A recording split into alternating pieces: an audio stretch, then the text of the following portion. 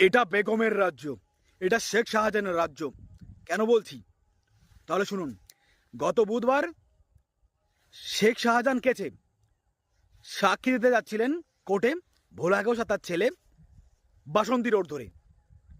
উল্টো দিক থেকে এক ট্রাক এসে তাদের পিষে দিয়ে চলে যায়। ঘটনাস্থলেই ভোলা ঘোষের ছেলে ড্রাইভারের জায়গায় মৃত্যু হয়। ভোলা ঘোষ তার পিছিতে ট্রান্সফার করা হয়। আপনি কি ভাবছেন এটা দুর্ঘটনা, অ্যাক্সিডেন্ট? ভুল ভাবছেন। টুইস্টটা শুনুন তাহলে। এই ঘাতক ট্রাক ড্রাইভার আব্দুল হামিদ মোল্লা আর নজরুল মোল্লা শেখ শাহজাহানের ঘনিষ্ঠ লোক।